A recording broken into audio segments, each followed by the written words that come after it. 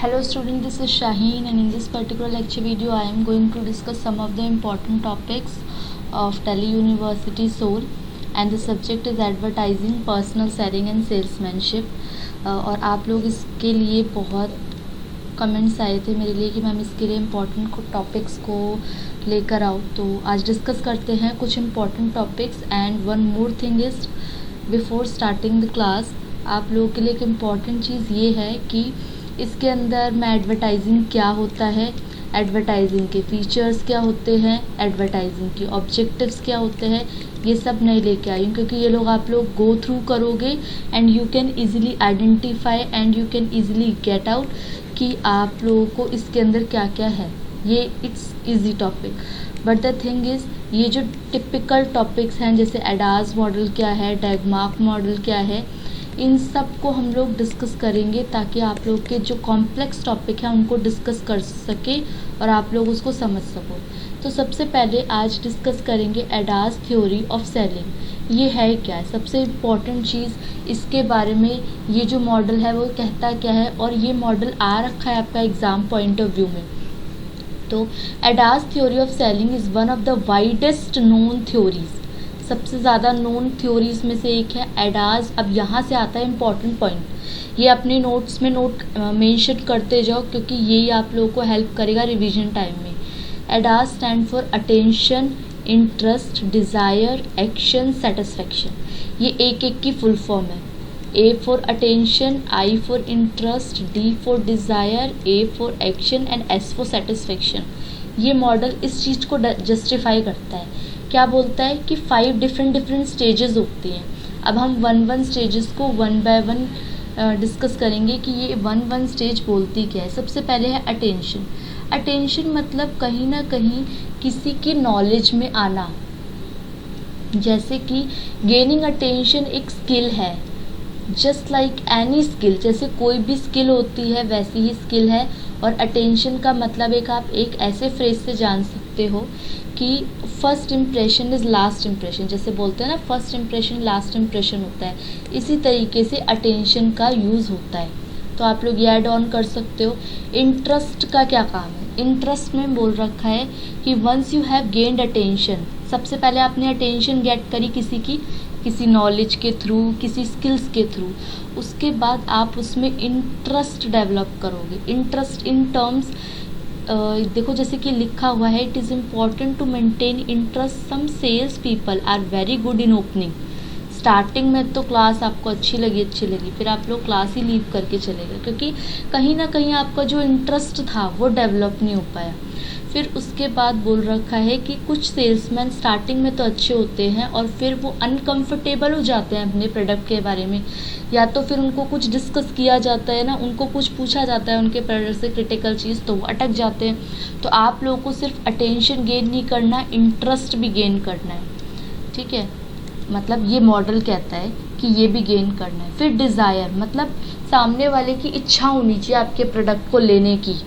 ठीक है, कि मेरा डिज़ायर है, ये मेरा सपना है. जैसे घर को लेकर होता है, कार को लेकर होता है, कार को लेकर, आइसक्रीम को लेकर, हाउस को लेकर, डिज़ायर होना चाहिए उसके दिल में. ठीक है, why didn't I buy this product before. अरे यार मैंने पहले क्यों नहीं लिया ये प्रोडक्ट. तो ये ऐसी डिज़ायर होनी चाहिए. फिर आता है इसके अंदर एक्शन. जब आपने ये 3 चीज़ें कर ली, सबसे पहले अटेंशन, फिर आपने इंटरेस्ट भी डेवलप कर लिया, फिर आपको डिज़ायर भी हो गई इस चीज़ की, उसके बाद आप एक्शन परफॉर्म करोगे.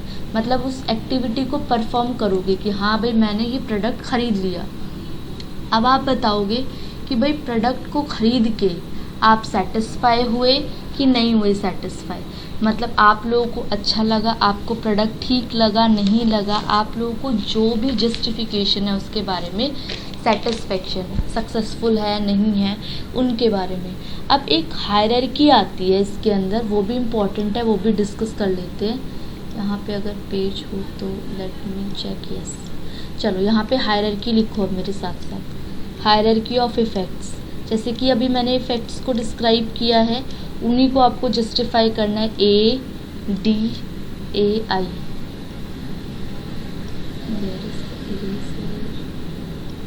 ए आई डी ए एस. सबसे पहले अटेंशन, फिर इंटरेस्ट, फिर डिज़ायर, फिर एक्शन और फिर हो गया आपका सेटिस्फेक्शन।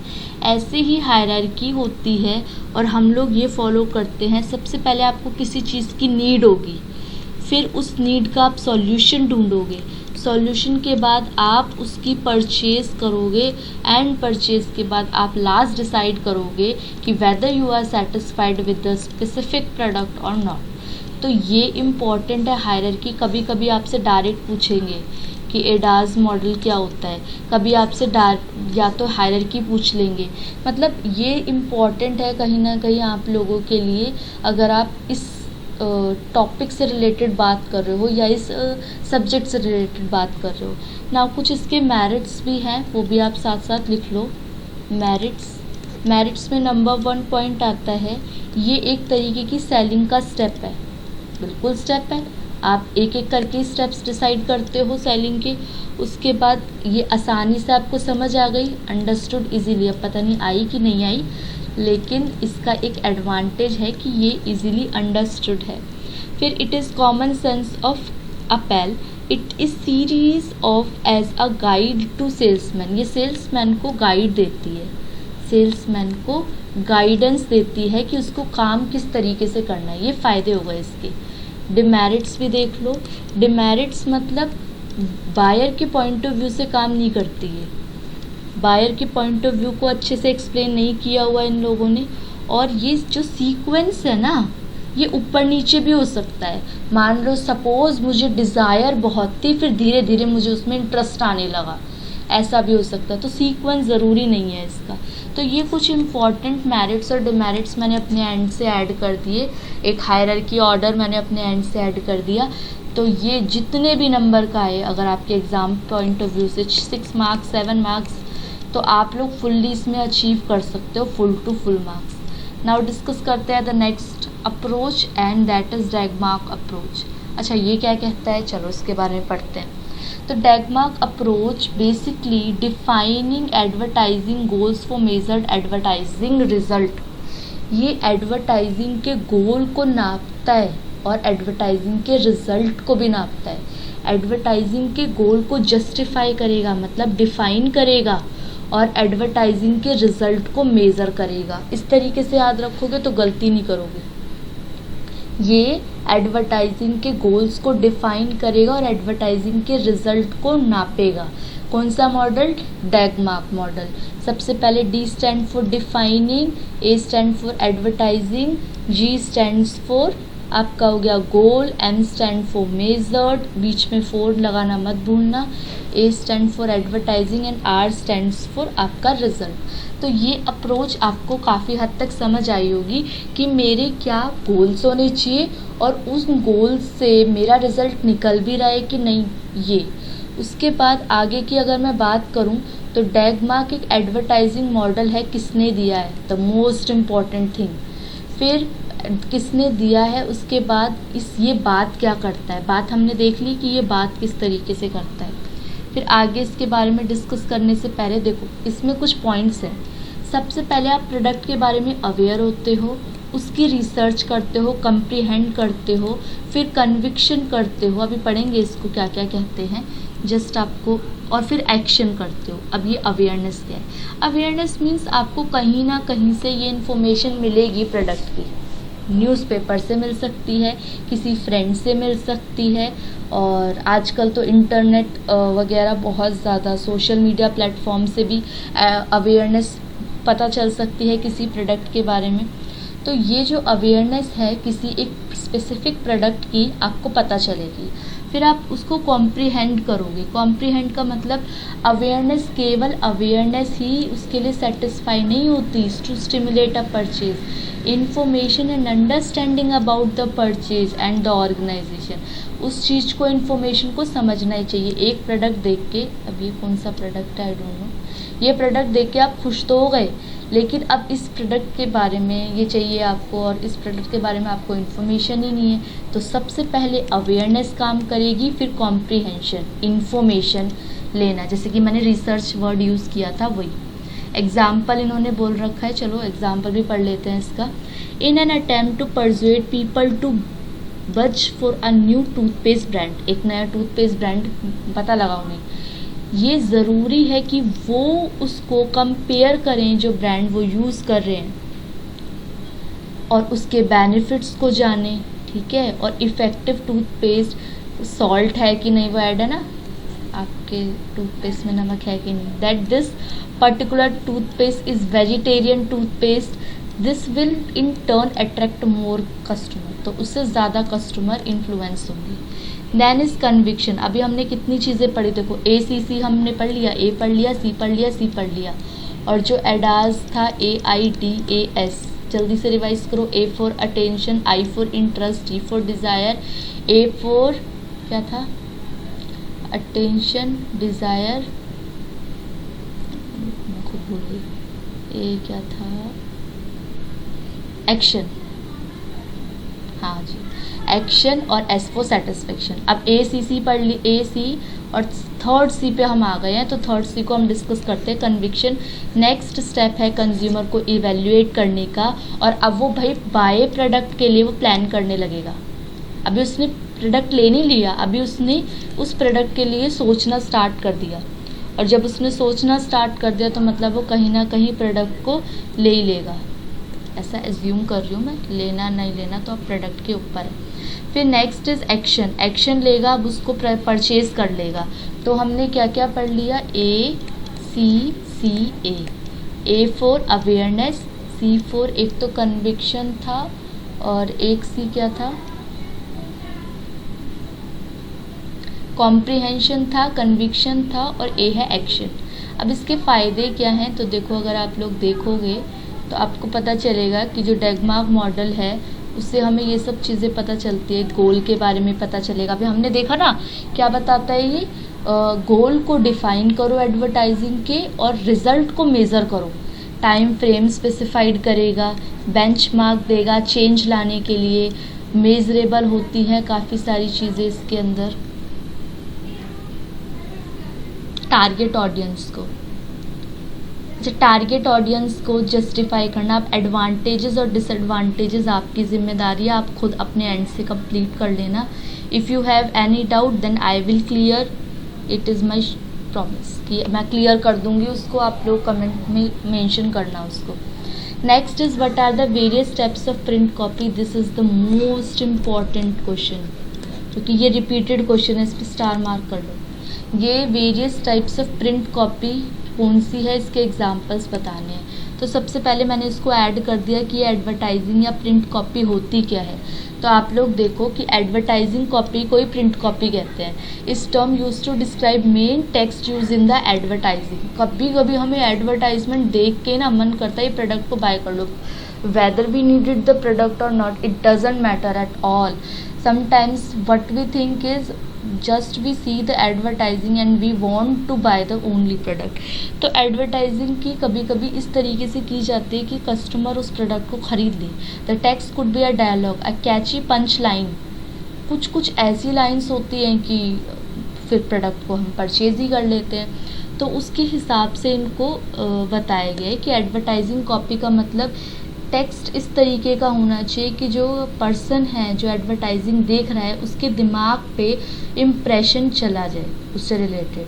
फिर उसके बाद गुड एडवर्टाइजिंग कॉपी कैसी होगी, अगर वो बच्चों का या जो भी उसका पर्सन है उसका अटेंशन सीख कर पाए, अटेंशन ध्यान जाए, क्रेडिबिलिटी, कन्फर्मिंग, बेनिफिट्स उसको उसी से ही पता चल जाए उसके बेनिफिट्स।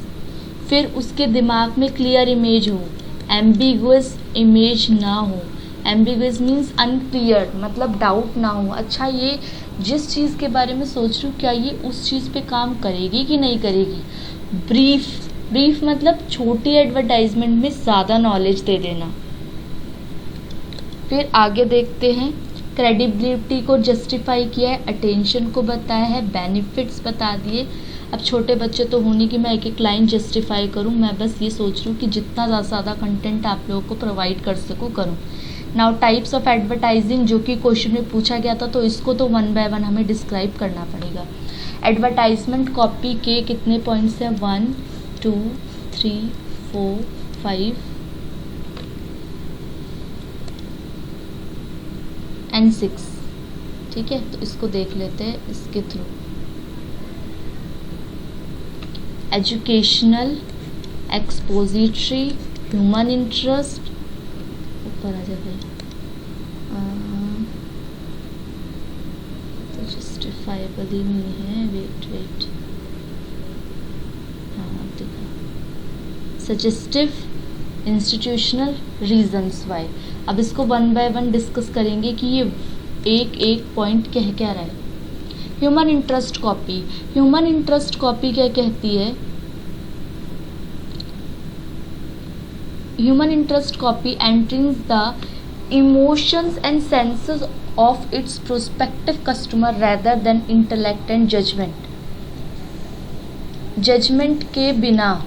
दिस एडवर्टाइजिंग कॉपी ये बताती है that the product to people instead of striking of fact, the product to people instead of sticking to fact. Fact से कोई लेना देना नहीं है, बस सेलिंग करनी है। Human interest copy gets to selling part indirectly और reluctantly. It focuses on people undying interest in themselves, their families and friends. The most important is humorous copy, fear copy, इनके बारे में पढ़ेंगे। तो ह्यूमन इंटरेस्ट कॉपी क्या होती है? जो इमोशन सेंसेस के साथ काम करती है, मतलब फैक्ट पे नहीं जाएगी, रियलिटी पे नहीं जाएगी, इमोशनल करने पे जाएगी, इस तरीके की वो कहलाती है ह्यूमन इंटरेस्ट। अब इसमें 4 दे दिए, 1 2 3 4। Fear copy, humorous copy, predicament copy और स्टोरी कॉपी। अब ये वन बाय वन देखते हैं इसको कहते क्या है। ह्यूमरस कॉपी कौन सी हो गई? जो कि भाई हमने देखा और भाई हम तो बस हंसते हंसते लोटपोट हो गए, किसी एडवर्टाइजमेंट को देखते हैं और हमारे फेस पे स्माइल आ जाती है। रीडर जो रीड कर रहा है उसके फेस पे स्माइल आ गई, वो ह्यूमरस कॉपी। किसका पार्ट है? ये ह्यूमर वाले पॉइंट का पार्ट है, ध्यान रखना। फिर फियर कॉपी कौन सी हो गई? जो कि एक जिस भी एडवर्टाइजमेंट की गई है, जैसे टोबैको वगैरह के लिए किया जाती है ना, जो लोगों को डराने के लिए की जाती है। स्टोरी कॉपी, स्टोरी कॉपी कौन सी होती है? Story copy is narrated. अगर एक कोई भी स्टोरी की तरीके से आपको जब एडवर्टाइजमेंट दिखाई जाएगी, कस्टमर अपना एक्सपीरियंस बता रहा है। Predicament copy, it is in a predicament copy the copy provide a diagrammatic explanation. तो 4 पढ़ी हमने, एक पढ़ी ह्यूमरस, एक पढ़ी हमने फियर, एक पढ़ी स्टोरी, एक पढ़ी प्रेडिकेमेंट। ठीक है, होपफुली ये चारों आपको अंडरस्टेबल होगी। चलो अब इसमें एग्जाम्पल दे रखा है, देखो एग्जाम्पल है life in perfect balance offered by LIC के थ्रू, मतलब ये एक एडवर्टाइजमेंट की लाइन है कि LIC के थ्रू अगर कोई दिक्कत भी हो जाती है तो भी वो जितना उनसे फाइनेंशियल लॉसेस को वो रिकवर कर पाते हैं, वो रिकवर किया जाता है जब हम LIC वगैरह ले लेते हैं। फिर reason why copy, reason why copy क्या कहती है? Reason why copy offers reason as to why the consumer are expected to buy the product of a particular brand. आपको इस ब्रांड का ही प्रोडक्ट क्यों लेना चाहिए ये बताता है, ये रीज़न बताता है। Reason why advertising copy refers to, ये पूरा क्या बताता है कि as to why the consumer are expected to buy the product. Consumer को क्यों इसको लेना चाहिए, क्या एक्सपेक्टेशन होनी चाहिए। The reason why copy appeals directly to the intellect और जजमेंट ऑफ एन इंडिविजुअल। ये जजमेंट पे बेस्ड होता है, वो ऊपर वाला इमोशंस पे बेस्ड था जो ह्यूमन से रिलेटेड था। ठीक है, जैसे कि इसका एग्जाम्पल दे रखा है, इसको पढ़ लेना अपने आप। Educational ad copy, educational ad copy कहीं ना कहीं इंफॉर्मेशन सीख के लिए होती है। An educational ad copy attempt to inform, update and prompt its client to buy a product जो क्लाइंट खरीद रहा है। ठीक है, एजुकेटिंग द प्रोस्पेक्टिव कस्टमर, उनको एजुकेट करने के लिए जो की जाती है वो एजुकेशनल एड कॉपी होती है। Such an ad copy benefits बताती है, फीचर्स बताती है प्रोडक्ट के। ठीक है, चलो उसके बाद आगे डिस्कस करते हैं institutional ad copy. Institutional ad copy doesn't sell its goods and service. Institutional ad copy aims at promoting the selling house It focuses to build a strong reputation for the selling house. एक reputation maintain करना.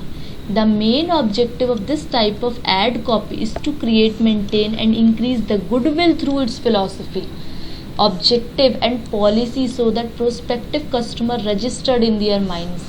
Institutional ad copy आपको product के बारे में नहीं, एक selling house के बारे में, एक अच्छी इमेज के बारे में बताती है, बस दैट्स ऑल. इसके बारे में इतना ही था. फिर जैसे कि ये आप लोग पढ़ लेना. सजेस्टिव कॉपी, वर्ड से समझ आ रहा है कि सजेशन, ये सब मैंने एग्जाम्पल इसीलिए ऐड करें ताकि आप लोगों को कोई डाउट ना हो, और इसमें जो क्वेश्चन पूछा था उसमें एग्जाम्पल्स भी जस्टिफाई करने थे. सजेस्टिव कॉपी सजेस्ट और attempt to convey the message to the reader. कोई बात अपनी लोगों तक पहुंचाने के लिए जो एडवर्टाइजिंग की जाती है, टाइप्स ऑफ, तो उनको बोला जाता है suggestive copy. Suggestive and ad copy work best when reader is confused regarding the quality of the product. उसको पता ही नहीं है उस प्रोडक्ट की क्वालिटी के बारे में, तो वो क्लियर हेड करती है suggestive ad copy. Expository copy. Expository copy क्या बताती है? Expository copy conflicts with the suggestive copy. Expository copy बिल्कुल उल्टी है सजेस्टिव कॉपी की. An expository copy doesn't reconcile anything about the product but instead the expose the fact and they are clear and apt. It describe the product के features बताएगी, product के uses बताएगी, merits बताएगी, operations बताएगी, benefits बताएगी.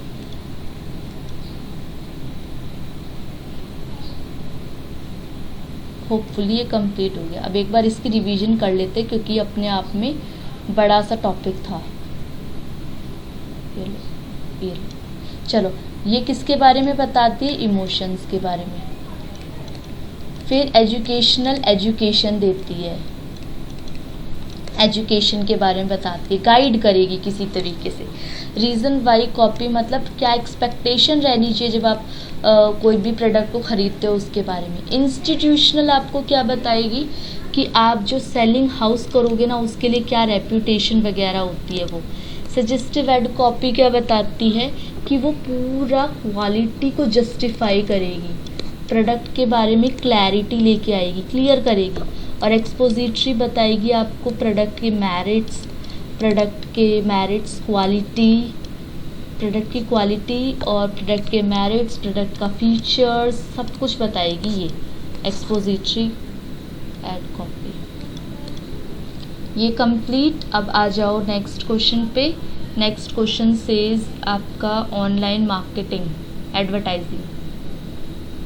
Define online internet advertising, उसके state advantages disadvantages. Internet advertising जो होती है वो आज की डेट में जो बहुत ज़्यादा आप लोग का सोशल मीडिया प्लेटफॉर्म पे और वहाँ पे जो एडवर्टाइजिंग की जाती है उनको इंटरनेट एडवर्टाइजिंग बोला जाता है. ये कब स्टार्ट हुई थी और इसका बेसिक मोटिव क्या है वो देख लो आप लोग. Internet advertising followed the commencement of world wide web. कब हुई थी? 1991 में. कहाँ पे? स्विट्ज़रलैंड में. और ये एक इजीली एक्सेसिबल मीडियम है जो कि प्रोडक्ट को लोगों तक पहुँचाता है, एडवर्टाइजिंग करता है. ठीक है, ऑनलाइन प्लेटफॉर्म्स पे जो एडवर्टाइजिंग की जाती है. फिर उसके बाद और इस पे कितने लोग जुड़े हुए हैं देख लो, इतने लोग जुड़े हुए हैं. और ये एग्जांपल्स हैं जैसे कि Yahoo, Microsoft, American online, Amazon, ये सब जुड़े हुए हैं. फिर एडवांटेज ऑफ इंटरनेट मार्केटिंग. देखो, जो आपका बेसिक टारगेट मार्केटिंग जो आपको चाहिए, जैसे कि अब आप अगर ऑफलाइन शॉपिंग वगैरह करने जाते हो और उसमें आपको उस प्रोडक्ट के बारे में जस्टिफिकेशन नहीं मिलता, आपको वेरियस डिफरेंट अदर प्रोडक्ट्स भी दिखते हैं. लेकिन अगर आपको एडवर्टाइजिंग, इंटरनेट मार्केटिंग एडवर्टाइजिंग है तो आपको जो डायरेक्ट टारगेट होगा ना, जो उसको आप हिट कर पाओगे. बच्चों के लिए तो चिल्ड्रन के लिए, और अगर फीमेल के लिए तो फीमेल के लिए. फीमेल के लिए अगर आपको कोई भी क्लोथिंग बाय करनी है उसके लिए. हाउस होल्ड्स के लिए क्रॉकरी सेट बाय करना है तो उसके लिए. मतलब टारगेट है, जस्टिफाई है. शूज़ है तो शूज़ डायरेक्ट. आपको इधर उधर करने की ज़रूरत नहीं पड़ती। मैसेज कस्टमाइजिंग, आराम से आप मैसेजिंग वगैरह की फैसिलिटी जो भी है वो कर सकते हो। इंटरेक्टिव कैपेबिलिटीज़, अलग अलग डिफरेंट टास्क इसमें फॉलोअप हो जाते हैं। फिर डेटा एक्सेस, आपको पता चल जाता है उनके बारे में पूरी की पूरी चीज़ें। सेल्स पोटेंशियल, सेल्स पोटेंशियल का मतलब क्या होता है कि सेल्स का क्या पोटेंशियल है। और जो माइंड बॉगिंग है, ये जैसे ये वर्ड यूज़ किया है, ये वर्ड यूज़ कर सकते हो आप नोट्स में। We are all aware mind boggling numbers involve in dealing happening in both the business to business and the customer segment. Prediction are for explosive growth in future, मतलब इसमें sales ना आज की डेट में तो फिर भी इतनी इंटरनेट नहीं, लेकिन अगर आज से आप 10 साल बाद 20 साल बाद की बात करोगे तो बहुत एक्सपोजर बढ़ जाएगा और बहुत सेल्स का इसका स्कोप बढ़ जाएगा। स्पीड से काम होता है और IMC में सप्लीमेंट है, ये पॉइंट स्किप कर सकते हो, ये इतना इम्पॉर्टेंट नहीं है, इतने पॉइंट जस्टिफाइबल थे। अच्छा, इंटरनेट एडवर्टाइजिंग का क्या है नुकसान, क्या क्या है कि एस्टिमेशन इश्यूज़, आप अंदाज़ा नहीं लगा पाते कि जो भी आपकी सेलिंग वगैरह हो रही है वो किसके थ्रू हो रही है। इंटरनेट की स्पीड का प्रॉब्लम होगा, अगर आप कोई भी प्रोडक्ट बाय कर रहे हो या उसके बारे में फ़ीचर्स देख रहे हो, अगर आपकी इंटरनेट की स्पीड सही नहीं होगी तो आपको इसमें प्रॉब्लम होगी। फिर उसके बाद बोल रखा है कि clutter means probability multiple, as the quantity of promotion multiples, the probability of one promotion being recognized drops approximately. अगर आप एक को सर्च करो तो दूसरा हो सकता है स्किप हो जाए। इस तरीके का मतलब उन्होंने बोल रखा है कि ये नुकसान हम लोग को झेलने पड़ सकते हैं।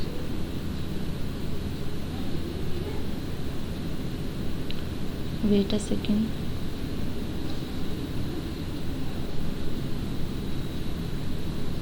नेक्स्ट इज, ये हो गए आपके disadvantages. Next last one topic is advertising and selling. इनके बीच में डिफरेंस क्या क्या है ये आप लोग देख सकते हो। एडवर्टाइजिंग और पर्सनल सेलिंग में क्या क्या डिफरेंसेस होते हैं, तो वन बाय वन इसको डिस्कस करते हैं। एडवर्टाइजिंग का मतलब होता है communication which calls customer attention, customer की अटेंशन को कैरी करना प्रोडक्ट और सर्विस के बारे में, लेकिन वो मास मीडिया होता है बड़े लेवल पे। पर्सनल सेलिंग में आप कुछ ही कस्टमर को इनवाइट कर पाते हो, डोर टू डोर जिसके अंदर कैंपेन होती है, ठीक है। उसके बाद नेक्स्ट की अगर मैं बात करूं तो इसके बाद का जो पॉइंट है दैट इज, हाँ, स्ट्रैटेजी। इसमें कौन सी स्ट्रैटेजी लगती है, और भी पॉइंट्स हैं इसके, कहाँ स्किप हो गया ये हमने मीनिंग पढ़ लिया। इसमें वन वे कम्युनिकेशन होती है। वन वे का मतलब है एक तरफा, जैसे कि टीवी पे कोई मतलब हमें कोई प्रोडक्ट के बारे में एडवर्टाइजिंग पता लगी, अब वो एडवर्टाइजिंग हमें जस्टिफाइबल लगी कि नहीं लगी वो एक अलग बात है, अब हम उससे अफेक्ट हो रहे हैं कि नहीं। लेकिन जब पर्सनल सेलिंग की बात होती है तो टू वे होती है, आपने प्रोडक्ट दिखाया, आपको फीडबैक तुरंत का तुरंत मिल जाता है। ये इम्पर्सनल फॉर्म है क्योंकि आप डायरेक्टली कनेक्टेड नहीं हो अपने कस्टमर से, और यहाँ पे पर्सनल फॉर्म ऑफ कम्युनिकेशन है क्योंकि आप लोग फीडबैक तुरंत के तुरंत देख रहे हो। फिर उसके बाद ये पुल स्ट्रैटेजी, एक तरीके से धक्का दी गई, और ये पुश स्ट्रैटेजी है, पुल अपनी तरफ खींच रही है, पुश दूसरों को उस चीज़ में इन्वॉल्व कर रही है। ये स्टैंडर्डाइज्ड है, ये कस्टमाइज्ड है, कस्टमर के हिसाब से झल जाती है। ये जिस हिसाब से एडवर्टाइजिंग होगी, मुझे, आपको, किसी और पर्सन को, कंट्री में कोई भी देखेगा उसको सेम टू सेम दिखेगी। अब वो अलग अलग कस्टमर ले अपने साथ अलग अलग तरीके से सकता है। मास मीडिया का मतलब है बहुत बड़े लेवल पे होती है, ये पर्सनल लेवल पे होती है। फिर उसके बाद नेक्स्ट क्या बोल रखा है, ये मैसेज कन्वे करती है to and number of individual in less time. देखते हो ना टीवी कितने लोग देखते हैं, एक नंबर ऑफ टाइम में कितने लोग इन्फ्लुएंस होंगे, और ये कुछ ही कस्टमर को इन्फ्लुएंस कर पाती है किसी टाइम में। और फिर लैक्स डायरेक्ट फीडबैक नहीं मिल पाएगा एडवर्टाइजिंग में आपको, क्योंकि आपने 15 करोड़ लोगों को मान लो एडवर्टाइजमेंट दिखाई, अब 15 करोड़ में से कितने लोग इन्फ्लुएंस हुए, कितने लोग अटेंटिव हुए, कितने लोग अवेयर हुए आपके प्रोडक्ट से, आपको पता नहीं।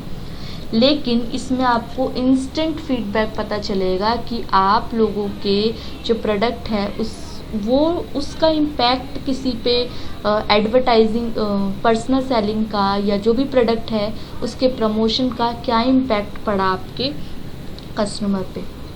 Now that's all for this lecture.